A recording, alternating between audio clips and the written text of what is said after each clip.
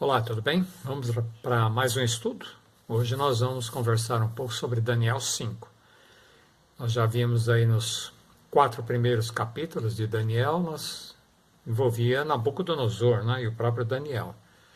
Daniel vai continuar no enredo da história, só que agora nesse capítulo 5, o personagem principal, o rei na época, já não era mais Nabucodonosor, mas o neto dele chamado Belsazar. Então vamos ler aqui a partir do capítulo 5, versículo 1, mas antes vamos fazer uma oração pedindo a direção de Deus para o estudo.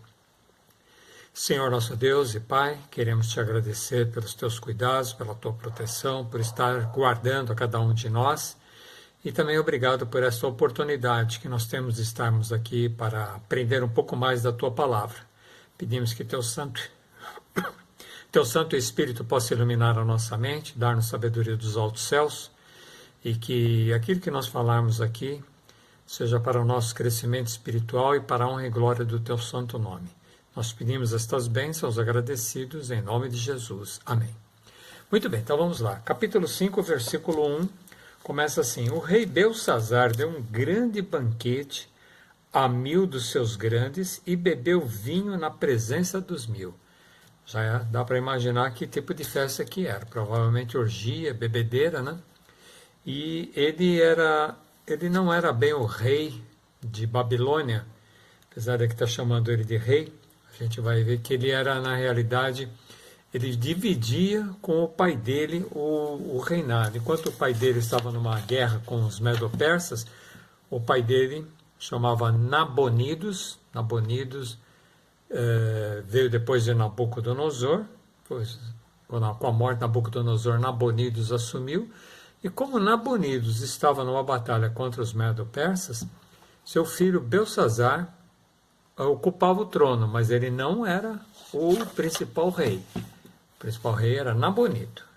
A gente vai perceber aqui que depois ele vai oferecer para ser a pessoa ser o terceiro no reino. Por que o terceiro? Porque ele era o segundo. O primeiro era o pai dele, Nabonido, tá bom? Então vamos lá. Então ele estava numa festa com 1000 convidados, né? E versículo 2, enquanto Belsazar bebia e apreciava o vinho, mandou trazer os utensílios de ouro e de prata que Nabucodonosor, aqui fala Nabucodonosor, seu pai, mas era seu avô. É igual falar que Cristo e seu pai Davi. Davi não era pai de Jesus, e tem um período muito grande de distância entre um e outro. Mas ele era da descendência de Davi. Né?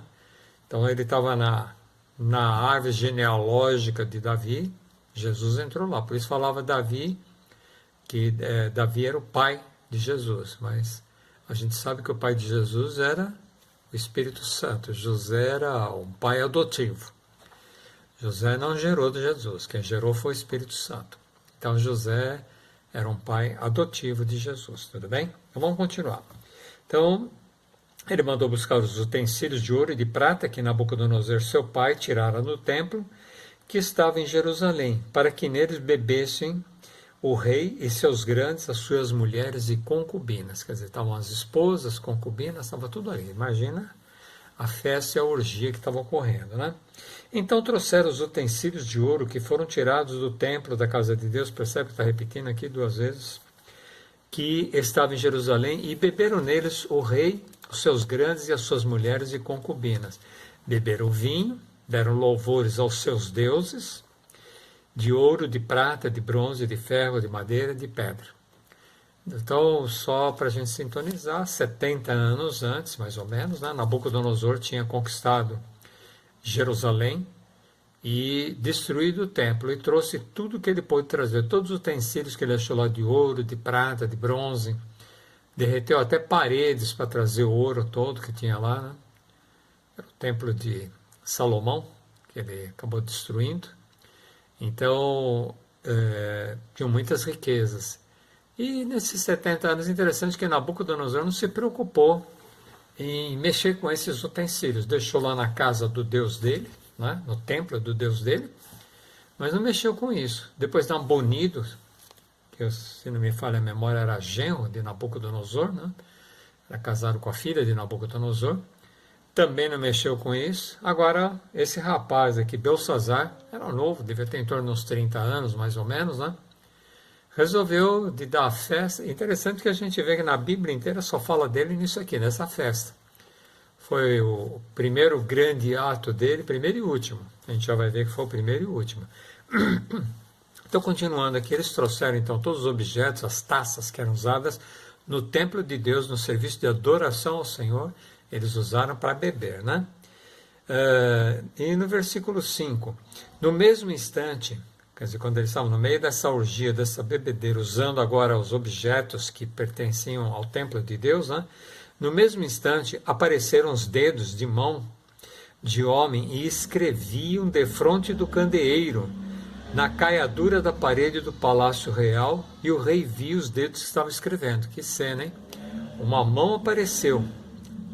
Aqui está falando, nem uma mão, apareceram os dedos da mão de um homem e começou a escrever na parede. E o rei assistindo tudo isso, né? Olha o versículo 6. Então se mudou o semblante do rei, e os seus pensamentos o turbaram. As juntas dos seus lombos se relaxaram. Ficou meio mole ali, meio perdido com tudo. Interessante aqui também é com relação aos joelhos dele, né? Aqui, e os seus joelhos batiam um no outro. Dá para imaginar a situação? Os joelhos batendo palma ali um no outro, tremendo ali diante do que ele estava vendo. Versículo 7, o rei ordenou em voz alta que se introduzisse os encantadores, os caldeus e os feiticeiros, e falou o rei e disse aos sábios de Babilônia: qualquer que ler essa escritura e me declarar a sua interpretação, será vestido de púrpura, trará uma cadeia de ouro no pescoço e será o terceiro no meu reino. O terceiro. O primeiro era o pai. Esqueci o nome dele aqui. Nabonidos, né? Primeiro era o pai. O segundo, Belsazar. Então, esta pessoa que interpretasse o sonho, dissesse o significado, seria o terceiro. Então, trouxe todos os sábios do reino, os entendidos, os magos, né? Mas, olha o versículo 8. Então entraram todos os sábios do rei, mas não puderam ler a escritura, nem fazer saber ao rei a sua interpretação. Com isso se perturbou muito o rei Belsazar e mudou-se-lhe o semblante, e os grandes estavam sobressaltados. Quer dizer, ele já estava preocupado com tudo, como ninguém conseguia interpretar, ficou mais preocupado ainda.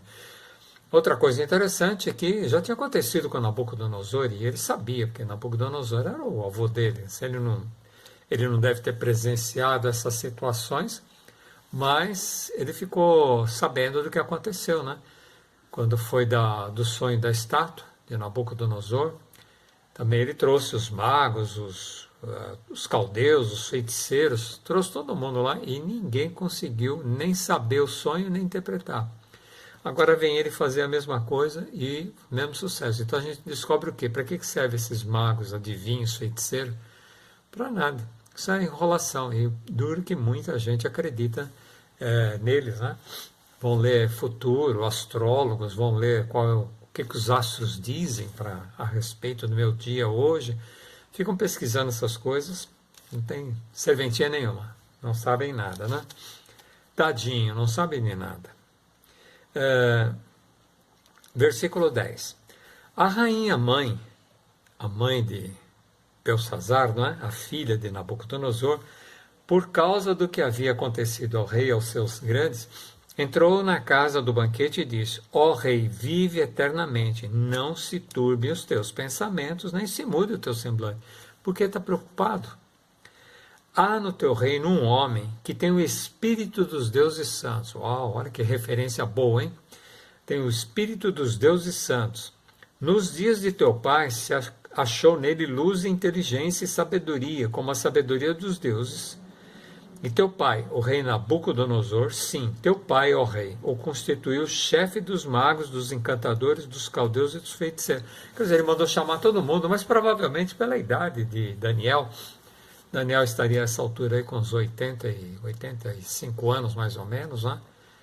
Então, talvez por isso não levou em consideração. Mas a rainha mãe falou, você esqueceu de chamar exatamente quem pode interpretar tudo isso, né? Por quê? Porque nele tem o espírito dos deuses santos, né? O espírito deles, né? Nele a luz, achou-se nessa luz, né? Versículo 12: porquanto espírito excelente, conhecimento e inteligência, interpretação de sonhos, declaração de enigmas e soluções de casos difíceis se acham nesse Daniel, a quem o rei pusera, Nabucodonosor, pusera o nome de Beltesazar. Chame-se, pois, a Daniel, e ele te dará a interpretação. Então a rainha lembrou, de tudo que aconteceu com o pai dela. Já tinha contado para o filho, mas o filho estava em outra, só queria saber de festas e orgias, não prestou atenção em nada disso. Agora ela falou, chama Daniel que ele vai interpretar. Versículo 13. Então Daniel foi introduzido à presença do rei. Falou o rei e disse a Daniel, és tu aquele Daniel dos cativos de Judá que o rei, meu pai, trouxe de Judá? Quer dizer, já jogando para baixo, Ó, Daniel, você vai interpretar aqui, você é um cativo. Meu pai trouxe você, quer dizer, meu avô, Meu avô trouxe você lá de Jerusalém para cá, Você é um cativo. Apesar que Nabucodonosor reconheceu uma pessoa especial em Daniel e deu um cargo de destaque. Ele era o chefe dessa turminha toda aqui, dos magos, dos entendidos, De toda essa turma aí estava subordinada a Daniel. Não que Daniel pactuasse com isso, mas foi um cargo que o rei achou confiável lá para Daniel, e Daniel desempenhava as suas funções à medida do possível. Versículo 14. Ainda o rei fazendo as desfeitas dele para Daniel. Tenho ouvido dizer a teu respeito que o Espírito dos deuses está em ti, e que em ti se acham luz, inteligência e excelente sabedoria. Eu ouvi dizer, Acabam de ser introduzidos à minha presença os sábios, os encantadores, para lerem essa escritura e me fazerem saber a sua interpretação, mas não puderam dar a interpretação dessas palavras. Eu, porém, tenho ouvido dizer de ti que podes dar interpretações, ler essa escritura e fazer-me saber a sua interpretação. Serás vestido de púrpura, terás cadeia de ouro ao pescoço e serás o terceiro no meu reino. Olha a proposta do rei, Primeiro desfez dele, agora como você é um cara inteligente, Daniel, então você interpreta primeiro para mim, depois eu vou te dar os prêmios aqui, Mas olha a resposta de Daniel à proposta do rei. Versículo 17. Então respondeu Daniel e disse na presença do rei, os teus presentes fiquem contigo, e dá os teus prêmios a outro. Todavia, lerei ao rei a escritura e lhe darei saber a interpretação. Eu não me interesso os seus prêmios aí, não quero saber de nada disso. Mas eu vou ler para você e vou interpretar. Versículo 18. Ó rei, Deus, o Altíssimo, olha como Daniel coloca as coisas. Deus, o Altíssimo, não sou eu, mas ele deu ao seu pai, Nabucodonosor, o reino e grandeza, glórias e majestade. Por causa da grandeza que lhe deu, povos, nações de homens de todas as línguas tremiam e temiam diante dele, de Nabucodonosor. Matava quem queria e a quem queria deixava com vida. A quem queria exaltava e a quem queria ele abatia. Quer dizer, tinha todo o poder. Deus deu esse poder para Nabucodonosor. Aí é como se falasse, Beltesazar, você está indo de carona.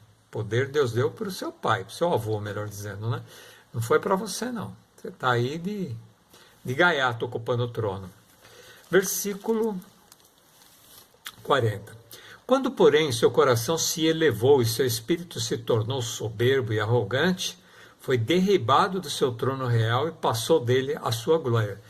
Beltesazar sabia disso também. A gente vai ver que Daniel vai falar, você sabia dessas coisas, Foi o que nós estudamos no capítulo anterior, no capítulo 4, quando o rei Nabucodonosor foi comer capim junto com os bois, Versículo 21. Foi expulso dentre os homens, e seu coração foi feito semelhante ao dos animais, e a sua morada foi com os jumentos monteses. Deram de comer erva como os bois, e do orvalho do céu foi molhado o seu corpo, até que conheceu que Deus, o Altíssimo, tem domínio sobre o reino dos homens, e a quem quer constituir sobre ele. Então já estava dando mais um recado para Beltesazar. Você saiba que tem um Deus acima de você, acima de todo mundo aqui, que tem o controle de tudo, e o seu avô teve que comer capim para entender isso, né? Mas você vai ter um outro fim diferente. Versículo 22. Tu, Belsazzar, que és seu filho, não humilhaste o teu coração, ainda que sabias de tudo isso. Então, Daniel repreende Belsazzar, e ele era o rei, hein? Ou pelo menos o que estava regendo naquela hora. Ele estava falando, você sabia de tudo isso, mas não deu crédito ao que foi te passado, né?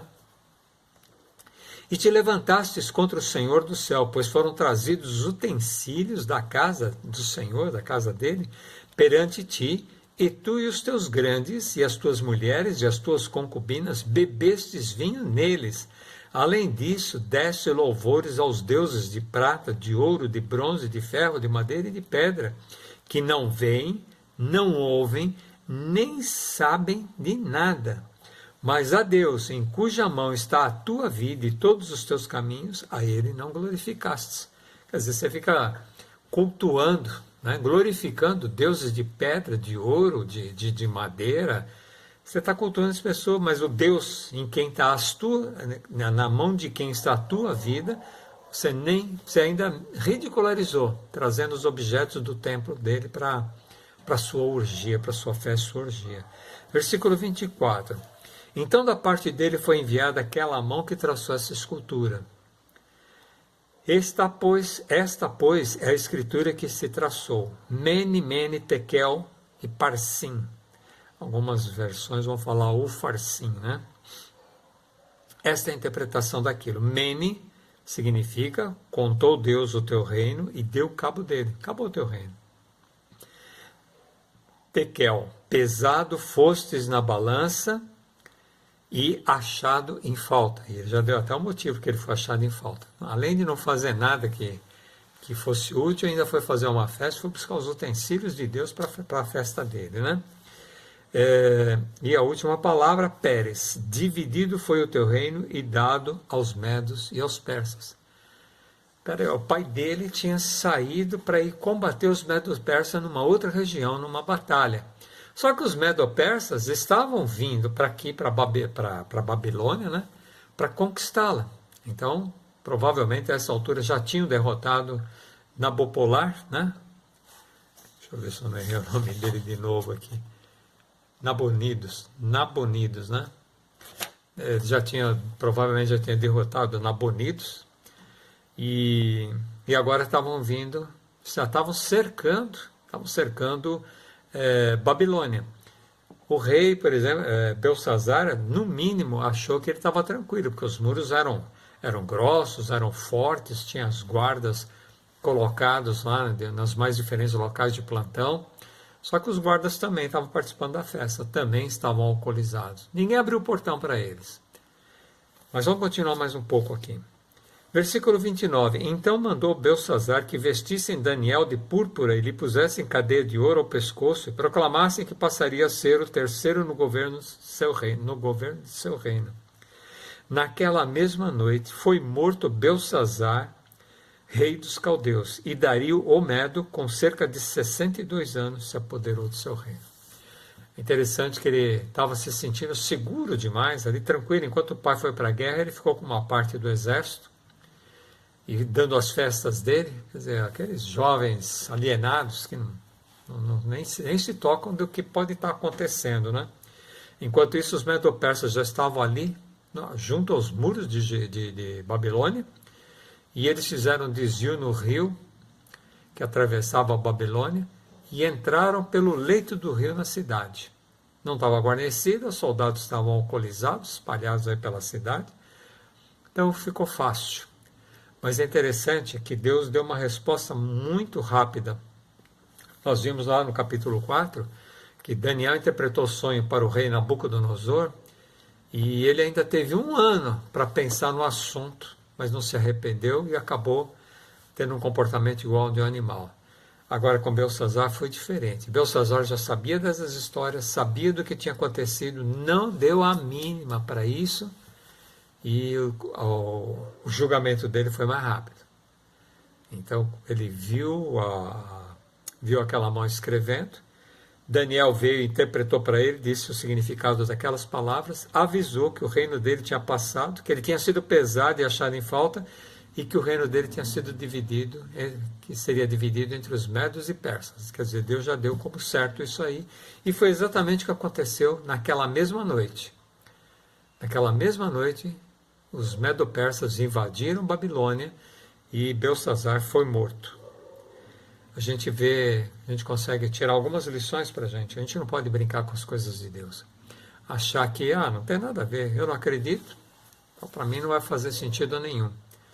Mas a gente tem que respeitar o Deus Criador, o Deus Mantenedor, o Deus que tem todo o poder em suas mãos. Ele pode te colocar tanto para reinar uma nação, como também pode te entregar na mão dos seus inimigos, né? Esse é o Deus Todo-Poderoso. E a gente tem que aprender a adorar a Deus, a temer ao Senhor, respeitar os ensinamentos da palavra de Deus. Nós não podemos fazer o que nós queremos, o que nós bem entendemos. Nós temos que conhecer mais sobre a palavra de Deus e fazer a vontade de Deus. Que Deus nos abençoe para que nós tenhamos isso em mente e procuremos conhecer mais a palavra de Deus para não fazermos nada que não seja do seu agrado. Porque se você está assistindo aqui, se você está estudando a Bíblia, é porque você quer viver eternamente ao lado de Cristo. Então faça a vontade de Deus. Vamos fazer uma oração para encerrar? Senhor nosso Deus e Pai, mais uma vez te agradecemos pelos teus cuidados, pelo estudo que nós tivemos aqui sobre o capítulo 5 de Daniel. Ajuda-nos a entendermos mais da tua palavra e a sermos fiéis aos teus ensinamentos, andarmos nos teus caminhos, não nos desviarmos nem para a direita nem para a esquerda, mas andarmos retamente diante dos teus olhos. Despede-nos agora na tua paz, abençoe ao lar de cada uma das pessoas que está aqui participando desse estudo. Nós te pedimos por Jesus. Amém. Então, muito obrigado pela atenção de todos e até um próximo estudo. Deus abençoe vocês todos. Amém?